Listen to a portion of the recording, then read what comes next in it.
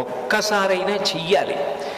నేనైతే ఏం చెప్తానంటే వ్యక్తిగతంగా సాధ్యమైనంత వరకు సంకటహర చతుర్థి వ్రతాన్ని ప్రతివారు సంవత్సరంలో ఒకసారైనా చేసుకోవడం అలవాటు చేసుకోవాలి.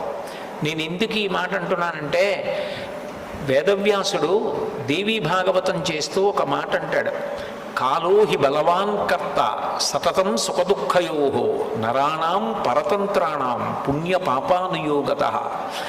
భగవంతుడు మనకొక సుఖాన్ని ఇస్తే మన పుణ్యాన్ని అడ్డుపెట్టిస్తాడు, మనకి దుఃఖాన్ని ఇస్తే మనం చేసిన పాపాన్ని అడ్డుపెట్టిస్తాడు.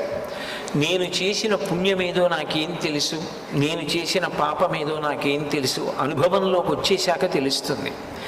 అది అనుభవంలోకి వచ్చేసి సంకటం ఏర్పడిపోయిన తరువాత పరుగులు తీసే కన్నా అటువంటి సంకట స్థితి రాకుండా ముందే సంకటహర